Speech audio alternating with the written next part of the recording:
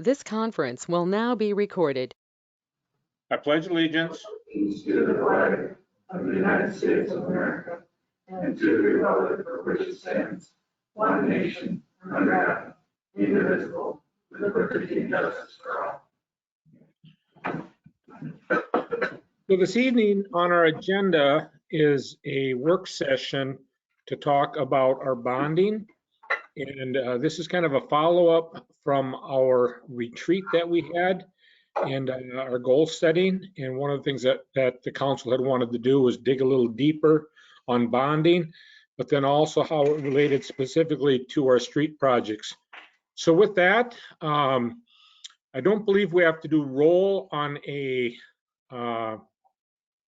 work session, but staff, if you can do a roll call, that would be great. I'm attending remotely, and I followed all the requirements that our city administrator and attorney have said we need to do, and Councilmember Osmus is doing the same. So with that, I think we'll go straight into the discussion with Doug in regards to our bonding. So Doug, you want to go ahead and make your presentation?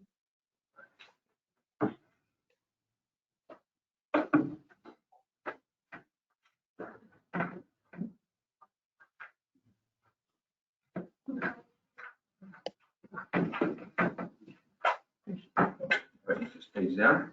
There we go. All right, Mr. Mayor, members of the council, staff, good to be here. Obviously, work session, scream at me, tell me to go back, go forward, whatever. Keep it as conversational as possible. For those, I think I'm familiar with everyone here, you might not be familiar with me. So Doug Green, Baker Chili, formerly Springstead. I don't know how long we'll say that because it's been over 2 years now. But if you know what we do, we used to be called financial advisors. Now the feds call us municipal advisors. So we're not a part of a bank. We're not an underwriter. We just advise the public sector, city, county, school districts on all aspects of local government, executive search, but in my role, financial planning and bond issuance. So I don't have any relation with the underwriter. In every transaction, there's a buyer and a seller. When municipal government issues bond borrowed money, they're the seller. The underwriters are the intermediary, and they sell to bondholders. They're the buy side. And so in order to avoid that conflict of interest, we only work for the sell side for the issuer. So that's what we do. It's pretty fun. Get to drive around. It's nice in the summer driving around, but it's still a nice gig. Hit it. Right arrow key. Didn't go. Better set it down key. No. There we go. Okay. Very quickly, just because there are some newer council members, I would just quickly go over the authority to issue bonds, state statutes, authorities to issue bonds, and the city's ordinance process. We'll just quickly look at, from a very 20,000 foot view, the outstanding bond issues. I try to stay away from lingo, bond issues, each time we issue, sell bonds, bond issue, future street improvement projections, and then just look at, I really believe you all got into a lot of these conversations with the 2022 budget, and you kind of know those, what will a $300,000 levy increase due to the tax rate and everything else, but we'll just kind of take a look at those as well, keep those in our mind. So when we talk about the statutory authority to incur debt obligations, and I use that term because that's what state statutes call it. We'll go by the term bonds, loans, certificates. It doesn't, somewhat leases. Doesn't matter, it's all debt.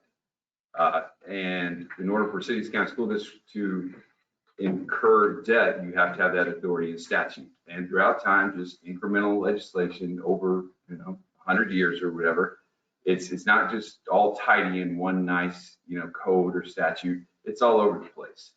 So we use terms like improvement bonds. That's what the city primarily issues. Or utility revenue bonds. Whenever the Utilities Commission issues bonds, they'll be utility revenue bonds. Done equipment certificates.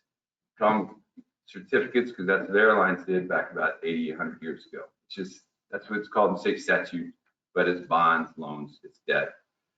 Capital improvement plan bonds, abatement bonds. So here are these terms, and this was my best, not a very good graphic designer. This is my best effort at an umbrella. I actually tried to put the handle in there, but it didn't look good. They're all under general obligation bonds.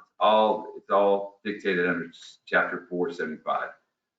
And it just lays out what the purpose is, what you can borrow the money for, and the process, what kind of, if you have to have a public hearing, like you do every year with the improvement bonds. You do have to have an improvement hearing. That gives you the authority to issue bonds under this Chapter 429. So when you hear these different things, when we talk about a potential city hall, that'll be under capital improvement plan bonds. Really, I'd say don't, they each have their different rules. Most times they don't apply.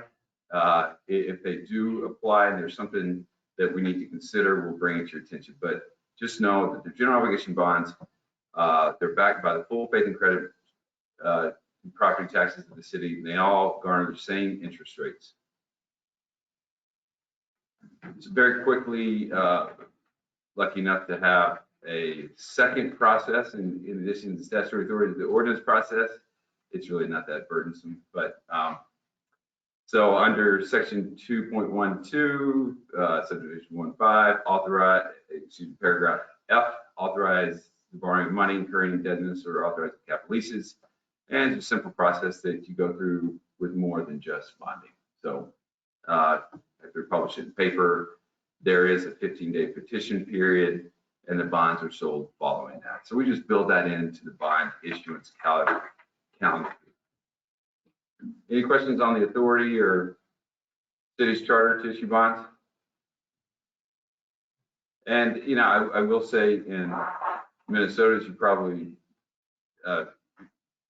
Minnesota cities and counties, for that part, less so school districts, have broad authority to issue general obligation bonds.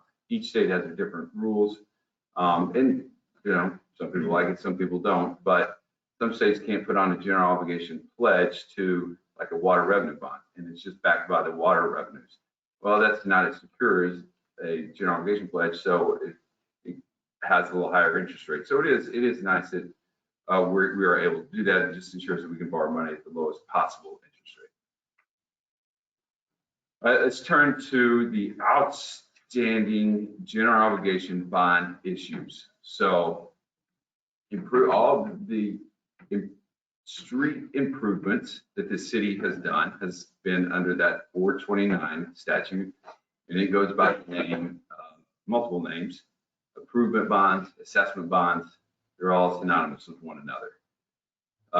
You can see as of today, not tomorrow, we have about 10 outstanding improvement bonds. Coincidentally, tomorrow we are paying off, one of those bonds matures, and I guess that's the 2011 bonds, and then the 12, 13, 14, 15 we're paying off early, just because there's cash buildup in those funds. We're not making anything on interest rates, not paying a whole lot in interest, but we're still getting them off the books. So that's going to lead to 16 through 21 improvement bonds. And you see their outstanding balance as of tomorrow of 11.8 million. And as we go across that table, that call date, that is the first date that we can prepay the bonds.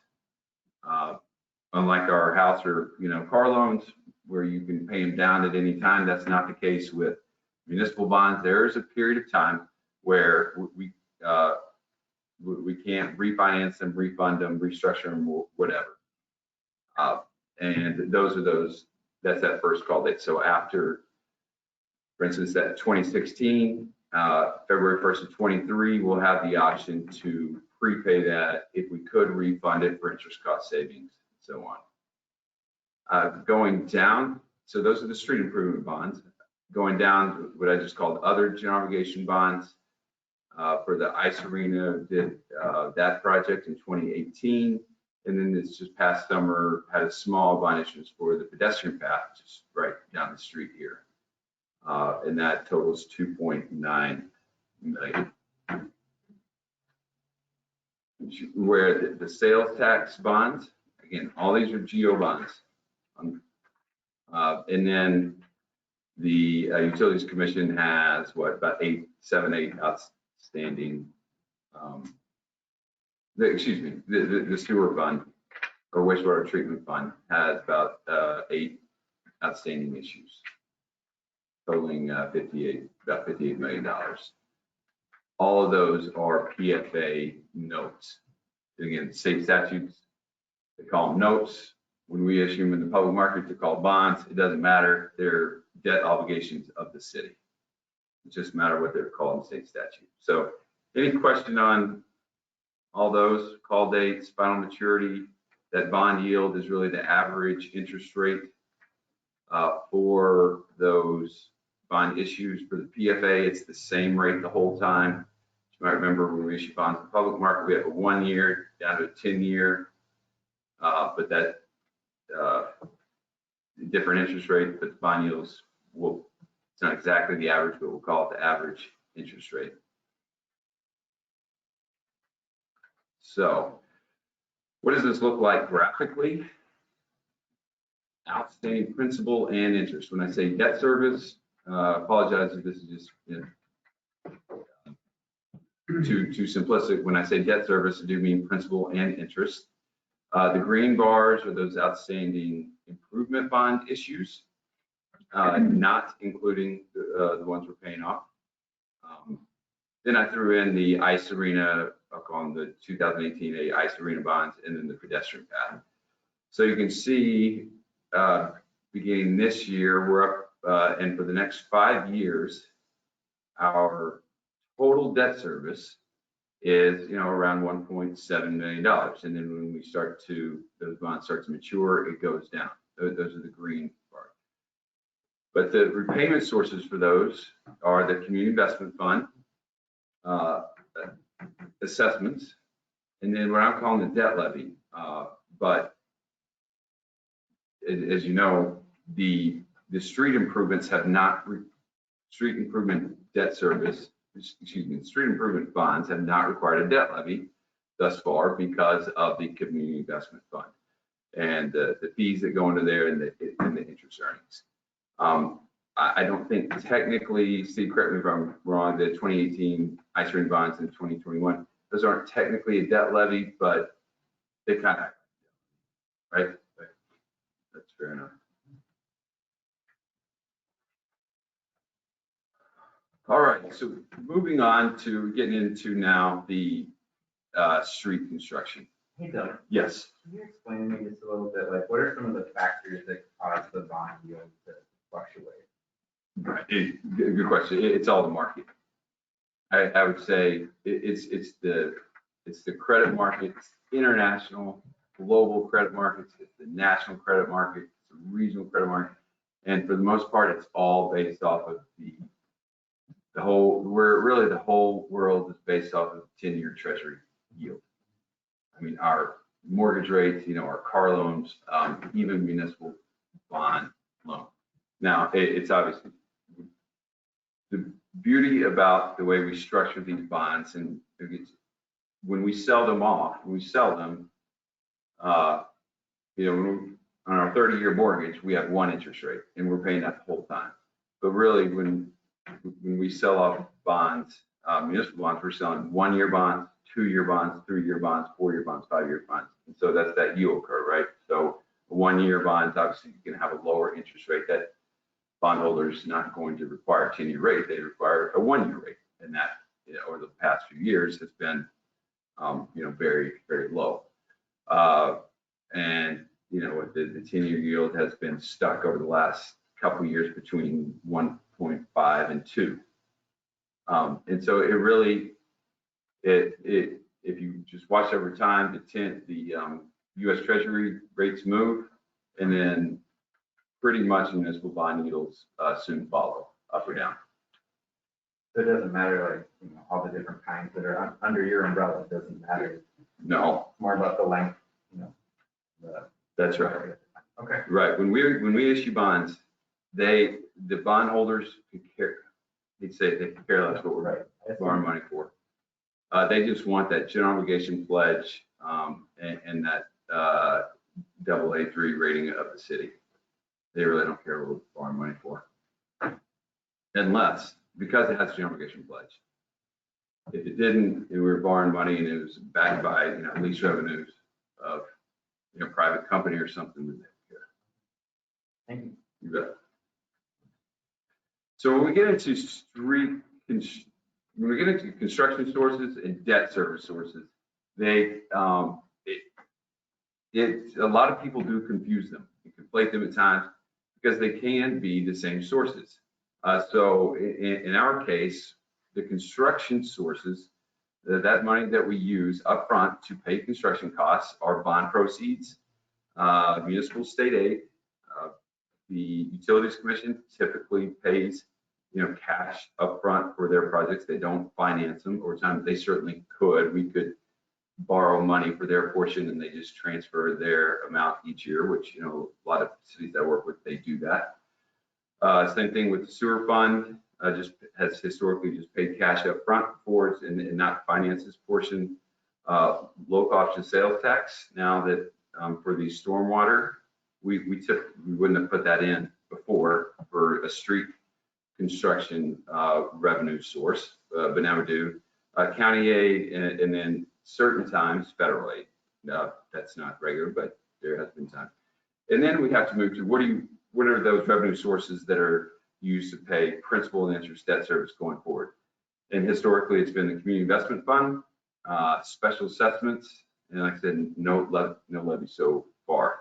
So when we get into this conversation, I find it I find it helpful to keep those two separate. But again, they could be used for both. When I say they could be used for both, like I mentioned, the Utilities Commission could pay a portion of cash up front and finance a portion as well. So let's look at the 2022 project sources and debt service payment sources. I don't know if this matches to the dollar, which had in the feasibility report, but it's close. So for the 23, you all just reviewed this recently, correct? Yeah.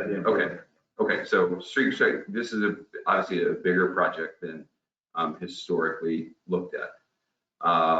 Street reconstruction and mill and overlay, you know, 7.2 million total. Typically, there's not a parking lot project, so that adds, you know, another 10%, 9% on top. Sewer portion, water portion, storm portion is pretty typical for a project this size. And correct me if I'm always, especially engineers, correct me if I'm, you know, saying something dumb. There are no attorneys here, so I can say legal things without anybody correct. That's good. That's their, you know, and so what are those construction sources? It could, like I said in that other slide, it could be bonds, could be state aid, county portion, get for mill overlay, could just be cash, you know, up front, or could be bond proceeds. Parking lot, I think, is, you know, to be determined. Because like we have broad latitude to issue bonds for just about anything in Minnesota. Parking lots sometimes get a little gray. And so we'll just decide, oh, there's not a clear statutory authority, or the process is kind of ugly, so we'll just pay cash for it, keep it easy. That's why I have to be determined. Then on down the line, the sewer, water, and storm. Then we get to the debt. Far right side of the table, debt service sources, again, are going to be community investment fund, assessments, I should have reversed those, and then probably a levy now, just because of the size of these projects. So I used these assumptions kind of going forward, because if the city is going to start to undertake a larger project each year, the par amount of the bonds here, so the city's, it's $11 million project. The par amount of the bonds is about $5 million. And the assessment portion is about 2.4, and the city's portion is about 2.4.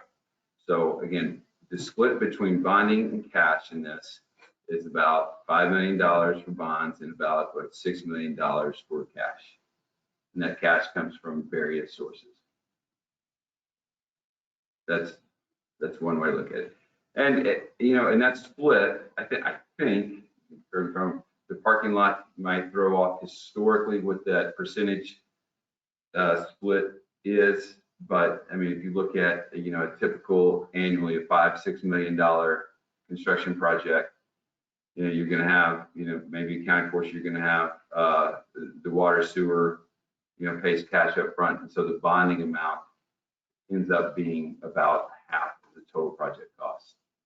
It fluctuates each year, but that's ballpark what it is. So that's the 2022 bonds. Going forward, what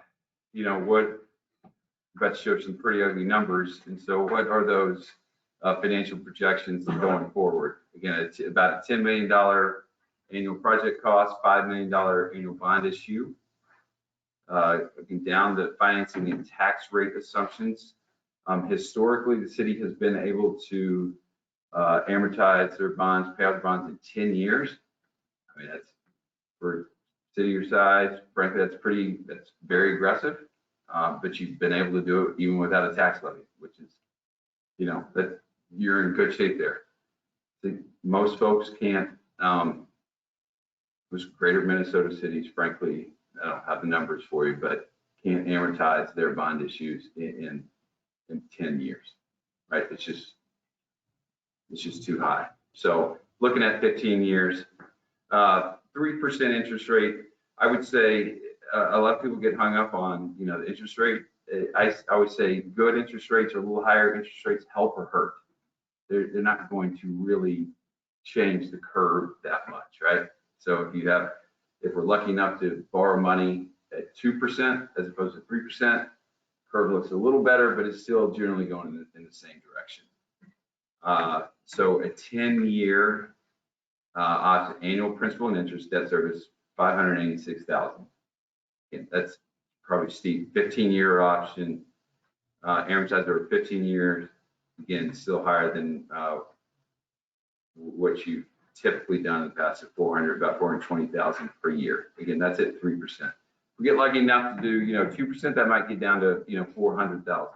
But and then looking ahead to net tax capacity increase, market value increase again at 3%.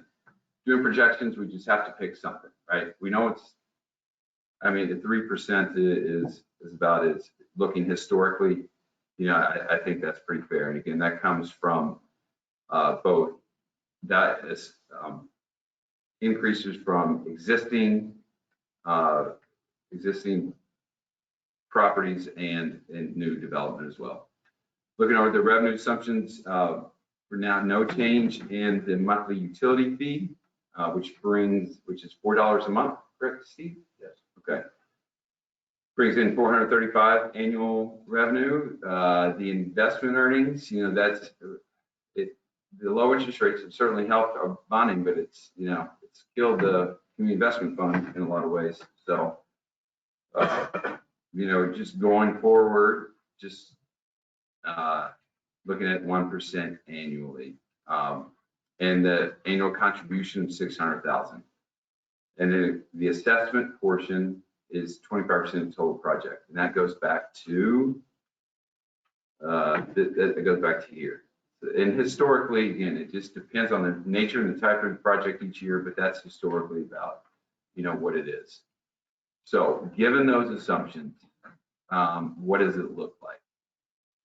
So that this is the outstanding, again, the green outstanding issues 2016 through 2021 and projected given those assumptions. It's that again, that's total debt service. We're not talking about those repayment sources, but that is total debt service. So we're once if you did that for 10 years, all those outstanding bonds get paid off, in 2031, then we are, then we cap out at 5.9 million. And for streets only. That's not the, the smaller ice arena portion or the pedestrian path or anything else, that comes along the way. This is just for the streets, given those assumptions. The assumption is though that it's $5 million a year that You're going to borrow.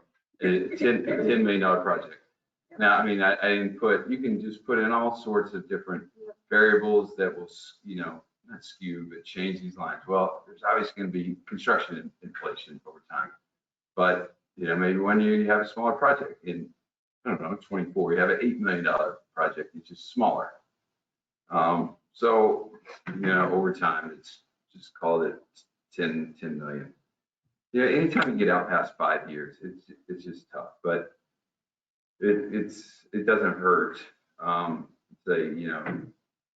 Experience. It's good not to fixate on that out 10 years to know what is possible, but you can just think about what are all those different variables that could impact this. So there's a lot going on here, so I'll take my time on it. So the levy tax rate impact, just looking at a 10-year repayment. Looking at projected street improvement debt servicing principal and interest and repayment sources. So, and I just said 5 years, right? Because beyond that, it's just really hard to project. I don't know, is the state or federal government, is our relationship with the state or federal government going to change such that they're providing more of the resources, or less? Those kind of things can really change things. So the red outline bars are total street improvement debt service, and the green outline bar are the repayment sources. Those repayment sources being assessments and the community investment fund. The difference would have to be made up, with the levy. If we would take this back over time, they would obviously be the same, and the revenue sources would just be the community investment fund and special assessments, but not when we're looking at doing more and larger projects. And you can see where that takes the city's tax rate, which is probably something that doesn't look very good. And granted, that's the tax rate, just a simple A times B equals C. That's the tax rate calculation needed to cover that deficit each year. So a 15-year repayment is a little better. Doug? Yes, sir. Can you go back to that 10-year slide, please? Yes. Now, that's assuming a bond payment at 3%, correct? Correct. Thank you. Okay. And I can provide a sensitivity table just with the same, to show like in 26, if we stay at the same low interest rate environment, what that 26 tax rate would be, if we issued 15-year bonds today, so it's just volatile between 1.5% and 2%.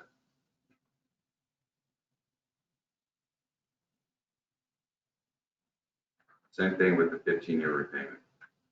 And this is just street improvement debt service repayment sources. And the last slide, this is just for reference purposes as you're going through talking, thinking about what that difference is. And again, I think it's helpful that you had a lot of discussion for the 2022 budget.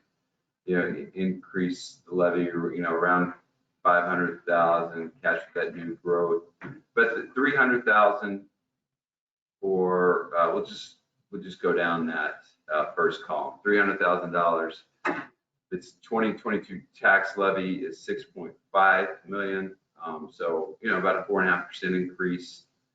Current net tax capacity is 16 million. Tax rate is 40.8, so that adds 1.9 to 2 mils. So what does that mean for a $200,000 house is $34? And for a $250,000 business, $79 a year. So that's all I had. I know they're not the prettiest numbers.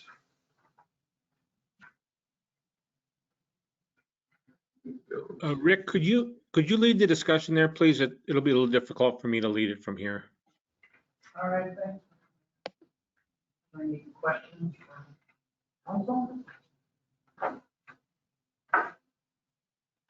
Steve, do you have any comments?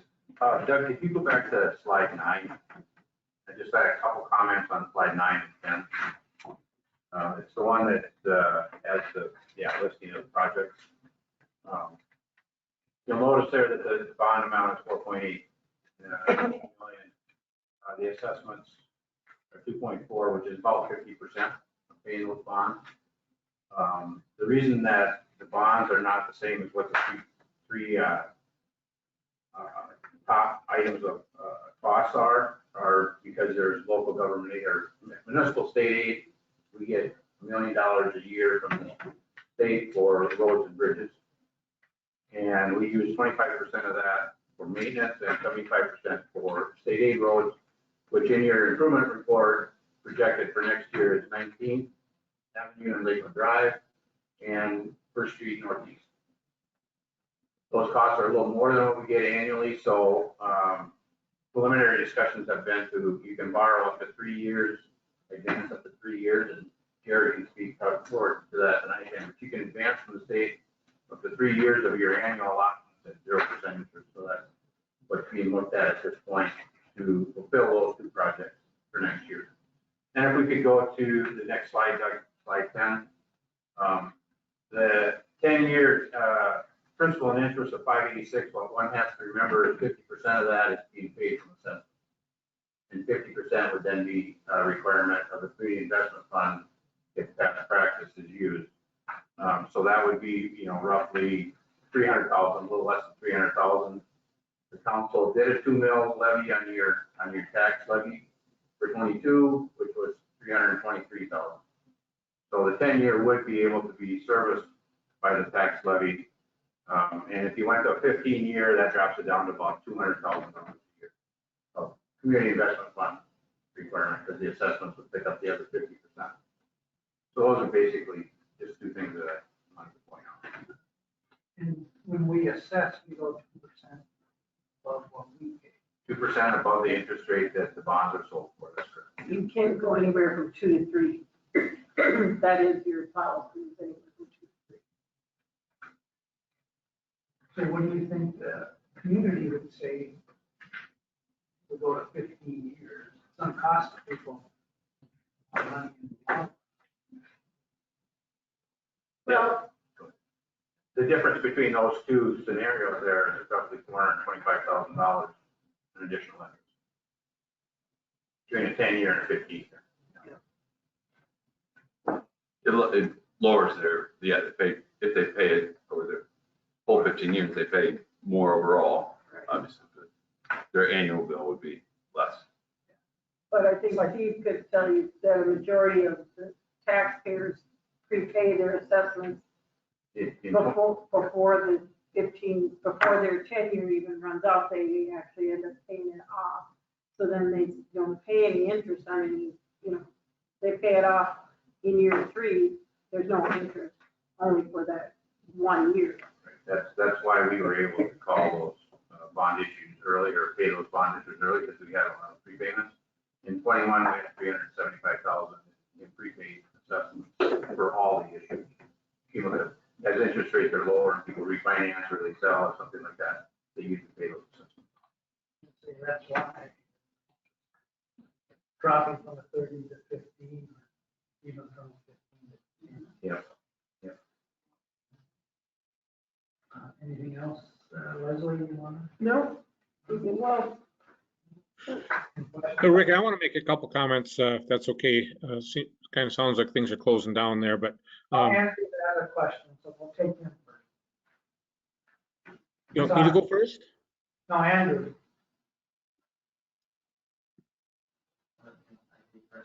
Yeah, okay, you're here. Because I'm here. Okay, well, I'll start with kind of just a rhetorical question then. What's our end game? And I say it's rhetorical because I know that's determined by the council, I guess. But in terms of financial planning and Steve, like the current landscape of cities and municipalities, school districts and whatnot, we're all experiencing the same thing where we're seeing this increase in disparity between net revenues and debt service and increased costs and everything like that. Is the name of the game then, is it becoming mitigation, or is it the juggling act of how to most efficiently juggle that disparity, or are there any communities that are aggressively trying to level it out or taper it, so to speak? Are there any other ways of going at attacking that bonding issues and that increased disparity? Is it, or is that not even a thing? Is that concept non-existent? I can try. I mean, that's hard. It is all over the board. I wish I could just provide one example after the next. But if I talk generally,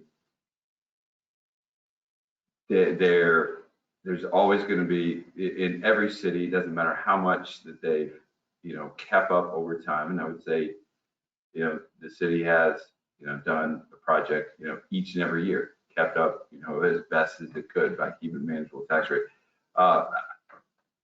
There's no city who just throws it in town and says we're going to let the infrastructure just go to pot. Maybe they do. I don't work with them.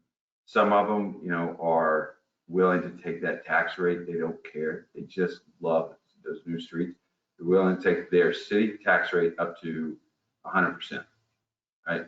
And they get no pushback from the community, at all. They have a citizen street committee, and they just want to do big streets each year.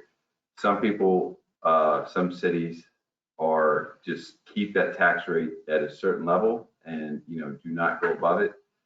A lot are trying to diversify the revenue sources, and that is there's not many levers you can pull. One of them, local option sales tax, 4th Street, and it got what happens is a lot of people do that. It makes a lot of policy sense, and in my mind, as a regional center or something, people coming into your community, using those resources.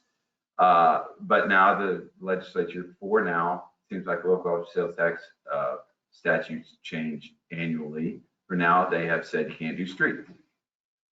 So looking forward, when these current projects go off, could that revenue source be extended and be diverted to streets?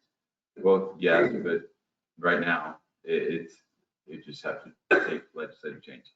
So it's diversification of revenue source. Everyone's struggling with it. It's diversification of revenue sources. It's just trying to maintain as best as possible. And that's my best non-answer. No, that helps, and I'm happy that you brought up that last point about revenue sources, because I read an article about, and it was in the Wall Street Journal, about nationally this is a thing, where cities, municipalities, school districts, they're seeing this exponential curve that cannot be kept up with.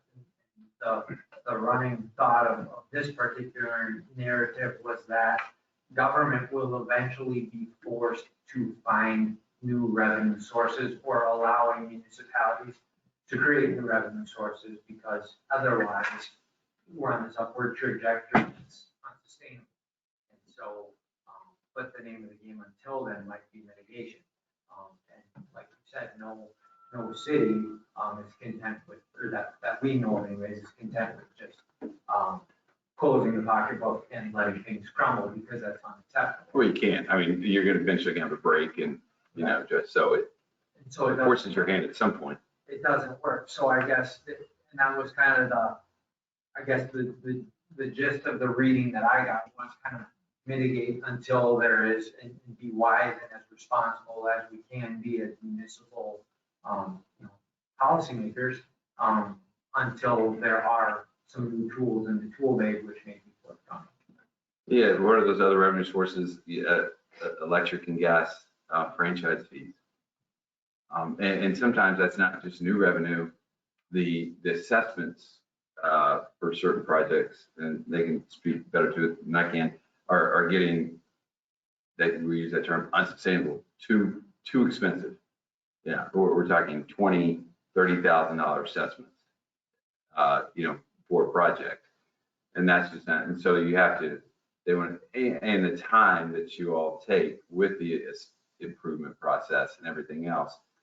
But in the city I live in, they're going to do away with special assessments, over 15 years because, to taper it off and increase the levy each year, as opposed to just turn it off all of a sudden, and increase the levy. So, I helped City of Northfield implement franchise fees to replace special assessments just because the process was getting just too burdensome. So there are different angles Right. that you can use, different angles of the tax, so to speak, even though it doesn't, there's not a magic bullet. And it so much of it depends on what has been done in the past, over the past 20 years.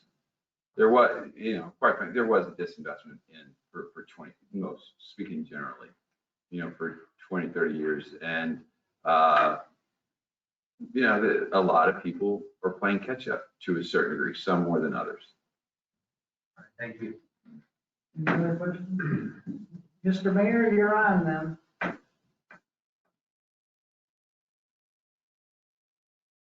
I want to thank our staff. We asked them to give us an assessment of our streets, and we all gasped when Gary said, you got about a $350 million hole you got to fill.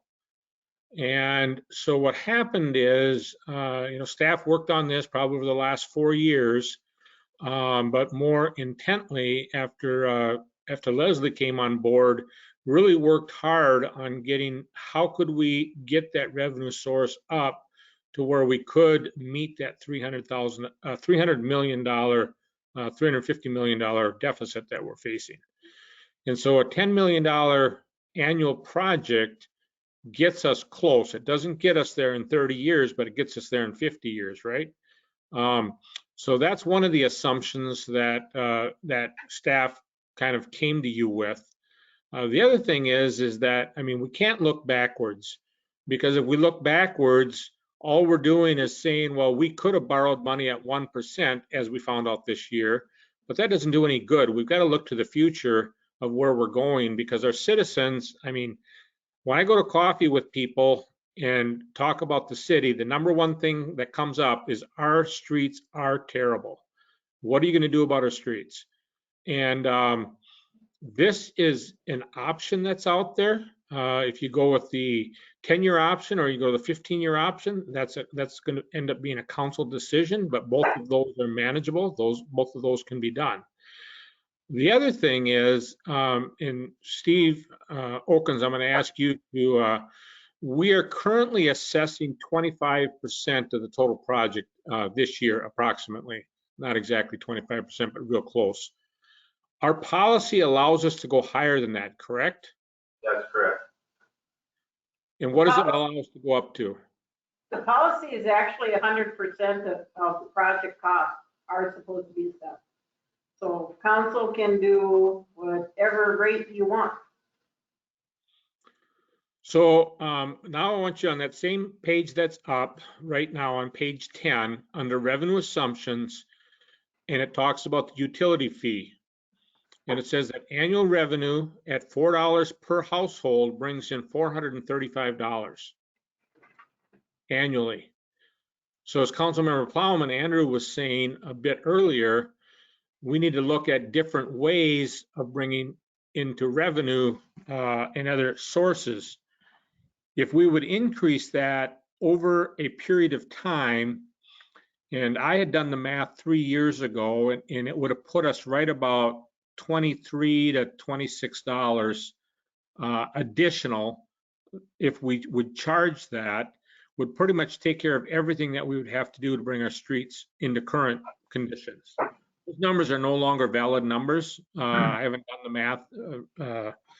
There didn't appear to be a flavor for it when I brought it up 3 years ago, so I didn't proceed with it any further. The other thing that is on the table on a regular basis and was talked about during our budgeting process this year, Rick brought it up. I think some other people also brought it up when we were having our discussion, is the gas franchise fee. We don't have a gas franchise fee, but we have franchise fees for everything else that we do. We have basically a franchise fee for our electric, because our electric, we have that fee that's on there. We used to call it payment in lieu of taxes, but we changed the name of it 7 years ago. We have a franchise fee for our cable. And so maybe it's something, originally when that was talked about being $250,000. Well, if you put $250,000 additional revenues out there, and then you put an additional monthly utility fee out there for streets in earmark it for streets, similar to what you did with your $4 monthly utility fee, you can start generating some additional income without raising taxes. But at the end of the day, the money comes out of the same pocket. People pay for it the same way. It isn't that magically you put this number out there and then all of a sudden this money falls out of the sky.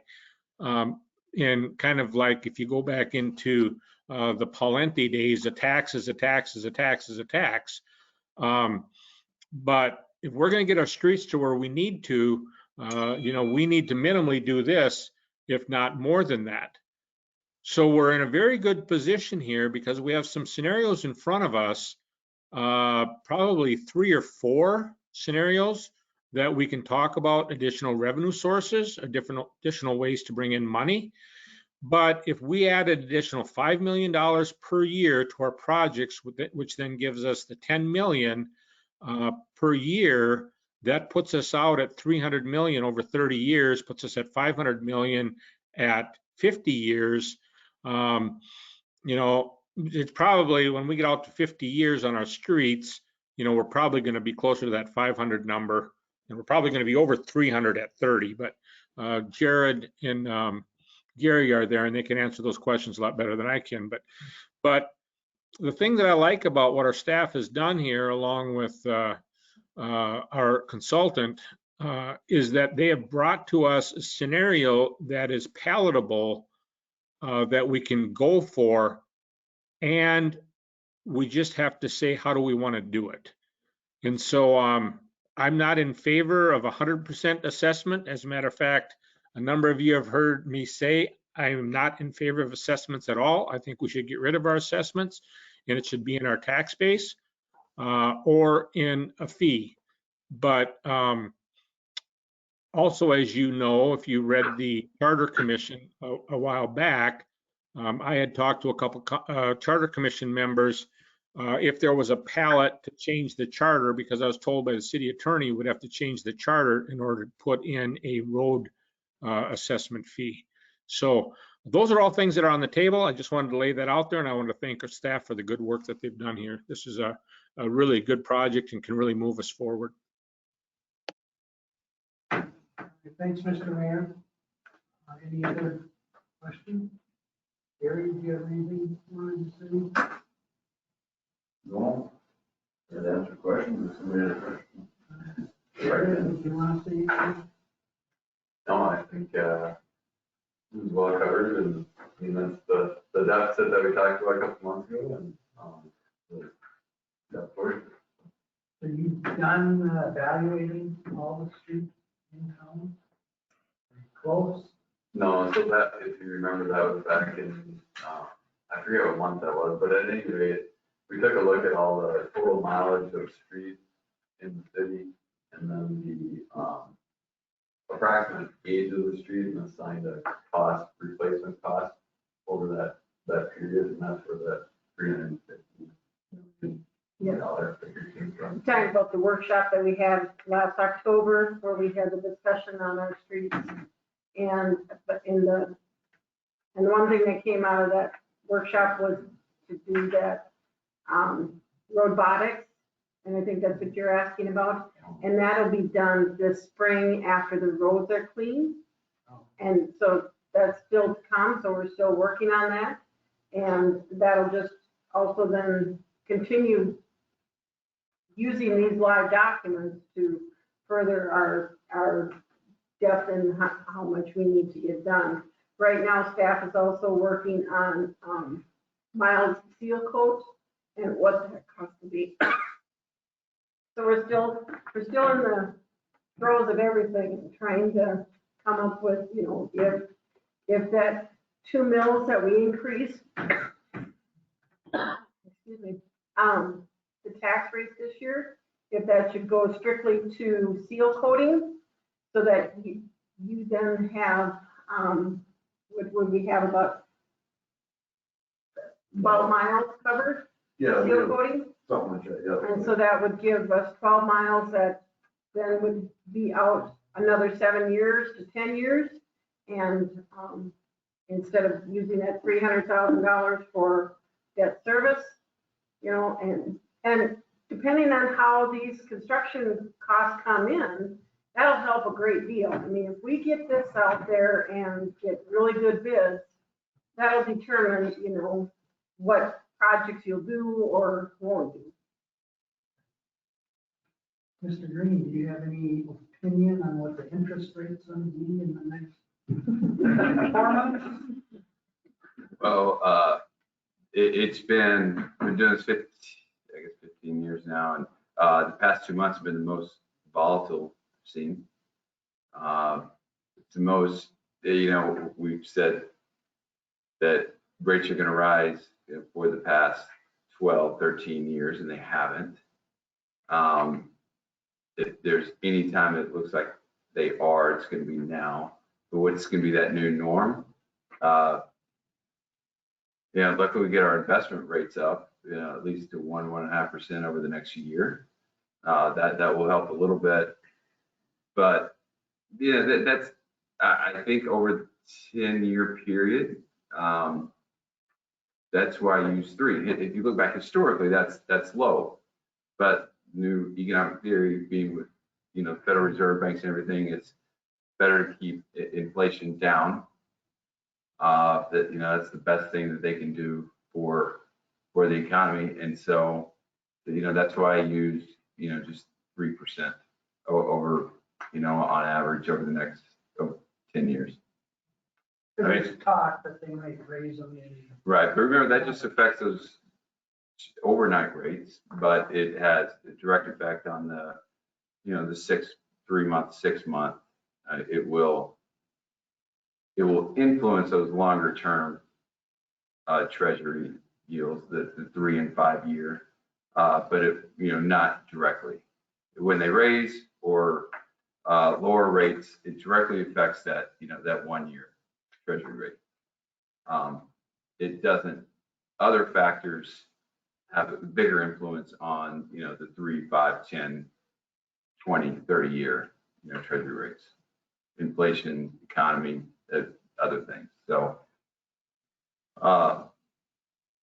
yeah, I think going forward until something changes, we'll stay in a relatively historically low interest rate environment, but I don't think we should look at the past 10 years and project over the next 10 years that we'll be in that same interest rate environment. But again, and I can provide that sensitivity table, you know, whether we do borrow, say you go to 15 years, we borrow at 2, 2.5, 3, even 3.5. It's just, you know, it's going to change, especially with these numbers, you know, $1 at best. So, you know, certainly when your tax capacity is continuing to grow, and, you know, that just makes it makes you less sensitive to interest rate changes. And again, and because you have that community investment fund, there's kind of a trade-off between higher interest rates and, paying higher debt service because of the interest earnings that you get on it. So once the bids come in, are we gonna try to bond locally again, or do you think we would have to go? I can provide the numbers. I mean, it's pretty simple, as we've discussed in the past. For those who didn't, there's been sometimes it makes sense to, you borrow money, you issue the bonds, not in the public markets, but to a local financial institution, 1 or 2, 3, 4, 5, 6 of them. Then they buy those bonds. They don't, and they just hold them in their own account for their own investment. The financing costs are less. You save $30,000, $40,000 on financing costs. Typically get that little higher interest rate because, like our home loan or car loan, we're paying that 10-year rate. So it's just a very simple, option A, option B. And when the bond issue is $1 million, $1.5 million, maybe up to 2, that actually the difference is just very small. It's minuscule, and you might even make a policy, hey, let's keep this money in the community. When we get a bigger bond issue, that number gets bigger. We can always provide it. It's not any extra work. I mean, it's very simple calculation to let you see what that option would be. But the bigger the bond issue, the more efficient, the better deal selling bonds publicly becomes. So, Mr. Mayor, are we taking this for advisement then, and it'll come back at the next city council meeting, or? It won't come back until after construction bids are in. Yep, this is just workshop to give you some information to build on, to when we come to that point where we have to discuss bonds and that, and that's when this will all come back. It should help the mayor then in May when we start the process for the next budget. Correct. Yeah, Rick, what our plan was here was to get this information in front of you so you could start digesting it. What you had asked for, the council asked this when we had our retreat with Cheryl. And so staff has been working on it since then. So we'll bring it back and say, okay, what do you want to do here? I really would like the council to seriously consider that gas franchise. I think that's something, I put it in the budget. Steve, help me if I'm wrong here, but I think I put it in the budget twice, if not 3 times, and then I haven't put it in since. I think I put it in twice.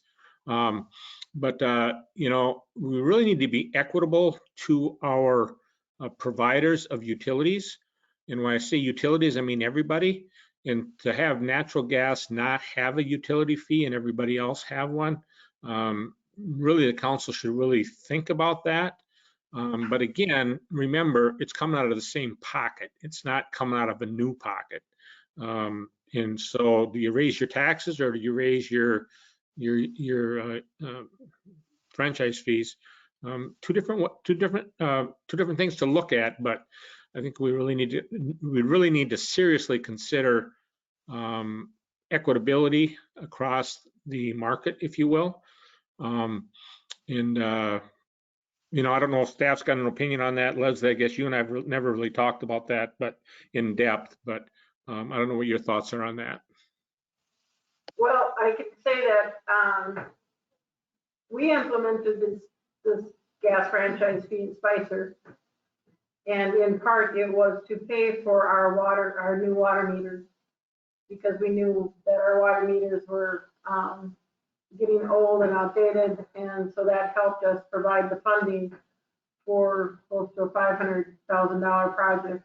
So that'll just continue going forward to pay for anything for our water department. But it was helpful. It was, you didn't have to increase the water rates, which is always a no-no. They don't like that either. They don't like to see an increase in water rates, but it helped to balance that out. Of course, that's all Excel. So if the electric franchise fee came right along with it. Also in the franchise fee conversation is gonna be coming up here. You gave a 20-year franchise fee, or 20-year was your ordinance to Centerpoint, which ends in 2024. So it's coming up here in short order for discussion. So they'll be coming back to the council probably in a year and a half here to pass an ordinance, because whether they pay a franchise fee or not, they still have to have the ordinance. So it'll be coming up here probably next year. So the one thing that has changed is that the MUC no longer has the hot water fee. That's why a lot of the council members were opposed to put the franchise fee in. But now most of those customers are hooked up to gas, so I think it'll be a different discussion. Right. Okay. Yeah, it's more across the board, right, Rick? Pardon? It's more across the board where you're not having those 280 people that don't have that fee. Yes, that's correct. I mean, there's still a few people that have all electric and a few that have fuel oil, but it's dwindling. So most everyone will be on gas. Yeah. So Julie, I don't see you. Do you have any questions? I do not. Okay, I don't want to miss you. Okay. Audrey? We have gotten, I think in the past, two things of information on how our tax rates compare to other communities. And I think that's out there, because I know they were looking at who was raising levies and who wasn't. And it might be good for us to have an understanding of where we sit with our taxes. Did we provide that? I thought we provided that during the budget last fall. But Yeah, it was provided in the budget. When the budget was presented, it was attached. They probably don't have that information put together yet for this year. I And just think that's it's a lot of, helpful for you know, us to look at that, and I know there was a concern with with what cities were raising their levies to, and so I think that when I look at this, I think it gives us the option, though, that if our community has a bad year, then we can look at not raising taxes. But where we're at right now, that the comfort was there to do that with where we're at. So that's the request. Yeah, right now, I'm sure it's not available yet because the cities don't have to have their budget information until today. Yeah. Today. So they don't have to, their reporting to the state isn't due today, so it'll take a little more time yet for everybody to get all that information up in there, so. But yeah, Do you want city, county, and school district? oh yeah, definitely. It could be available. I think our community gets, didn't the law change last year with how we have to look at our taxes? And so would it contain the city, the county, and so that we could compare rates for city, county, school district or not? The worksheets that I use, again, they'll still be from last year. They provide all the tax rates, city, county, school, the special tax. So I mean, it's easy to, just put in whatever you want to look at, Marshall, whatever, and have all those tax rates come up. That'll be your responsibility. I've got it. All right. He's the guy. We got a guy. We got Anything else? Vicki? So, you kind of alluded to getting away from assessments. How hard is that to do? possible. No, I mean, I shouldn't be so flippant. It's very hard, because who wants to be that first person? We decide in 2023, hey, this assessment process is not working. Those people that got assessed in 2022, like, what the heck? And then everyone else who's paid them. Yeah, and so there's an uproar. That's why that my city is doing it over 15 years, which is gradual, as opposed to just, with any, It is very hard. In Northfield, they wanted to get away from it.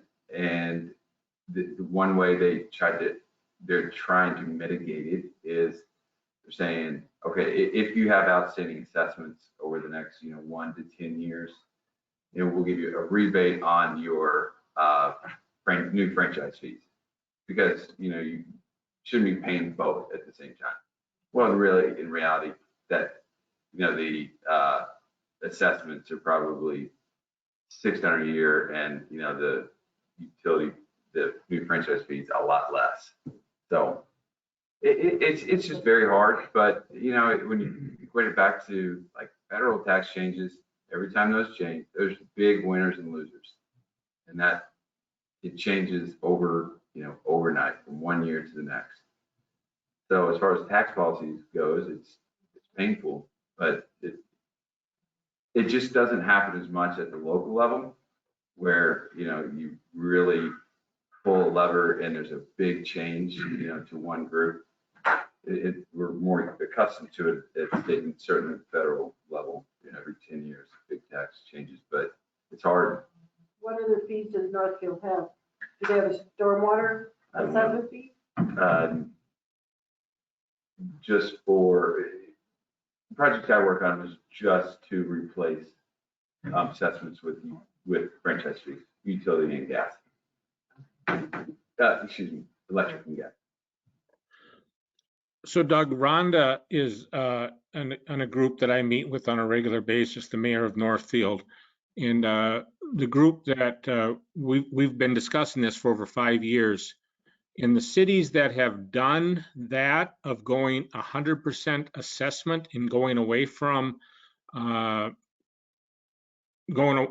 assessments and 100% on the back on taxes, St. Louis Park gave their citizens an option. Do you want to do this cold turkey and just get it over with, or do you want to do it gradually?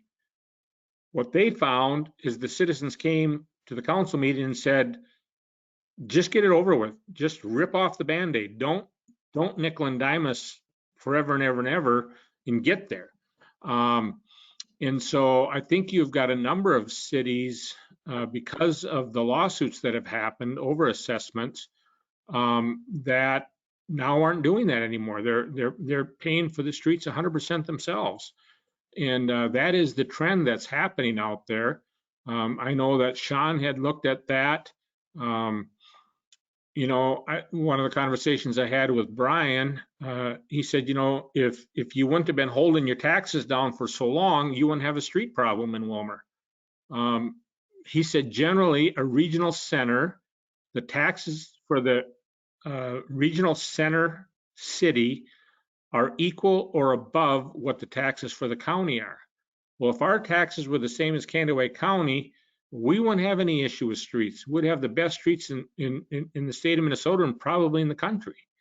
But we held taxes back for so long, and now we're paying the consequences of it. And so we need to be forward leaning here and not looking backwards. Like I said a little bit ago, we got to look at how we're going to solve this issue and get this done, because streets, again, a number of the council members have come to me and said, how come we're not doing anything about our streets? And I said, we are, but it takes time. So this is a plan to get the streets where they need to be. All right, any other questions? Audrey? The 25% assessment had something to do with, we stayed with that because they were concerned that the value wasn't there. Is that correct? For evaluation? I think that's probably a fair statement, that you have to prove benefit and the value of the improvement has to be proven. And you would not be able to say that they're going to be 100% right? valuation. What? We probably can't change that either, right? The 25%? Yes. You can lower it to 20%, but that's as low as you can go. Because under the 429 plan, bonding, you have to assess 20%. But we couldn't, the plan that you showed us doesn't have that in there. What's So that? we can't, the plan that you gave us for assessment didn't have the 25% in, right? What plan? You mean the street thing that we showed you last year? No, just what you gave us this last week, The improvement here? the comprehensive assessment policy. I thought you said didn't have the 25% in. It shows 100%, but the council can do what they want. Right, but the It reason- doesn't say that it's 25%. The But we council got- can set, No, I understand that, but what we said is that valuation wise, we couldn't do more than 25, is that correct? no. No, you can do, as long as whatever you set that rate at, you have to prove to your citizen that they're getting that value. So if you tell the citizen that they're going to increase, that they're going to have an assessment of $10,000 for the next 10 years, their property has to be able to say that that value of their property was increased by $10,000. And if For you're- that If you're assessment. too aggressive with it, you run the risk of them challenging it in the courts. Yes, And that's why we stayed with the 25, am I correct? right. Okay, thank you, that's my question. Because on the projects that you got, the assessments based on your policy would be like $30,000 for a house. If I'm not mistaken, well, I know one of them was, Yeah, it was like 30, that one on the first spreadsheet. Yeah. but at the 25%, then at least it brings it down to about 5,000 or 9,000. Leslie, can I add on Yes, to something please you do. said? Yes. You're exactly right with the improvement bonds. This statute, it does require at least 20% of the debt service has to be paid with assessments. However, one of the authorities that I did not even put on here, I could add it right here, it's still be under general obligation, it's called Street Reconstruction Plan Bonds. And it's just because that's what statutes call it. And it's the same thing. It just has a different process. It still requires a public hearing. It does have a petition period, which is a big deal in some communities, but you have a petition period every single time because of your ordinance process. So that's not that big a deal. For some, it does count against the statutory debt limit, which in some communities that don't have, $16 million tax capacity, that, or, what is that, 160 million market value, that's a big deal because they're butting up against that statutory debt limit.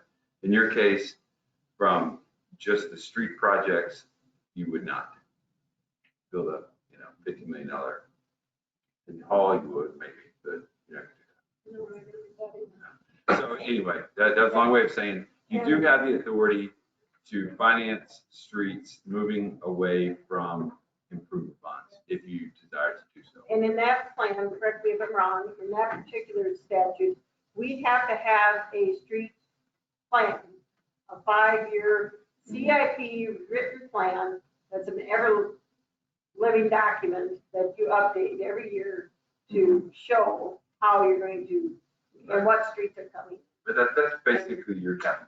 Yeah. Okay. Oh, well, right. It's not, that's not a hindrance It's not to, really right, yeah, handwritten document. you're right. Anything else? Thank you, Mr. Green. Thank you. Thank you, staff. Thank you. Councilman. We're done.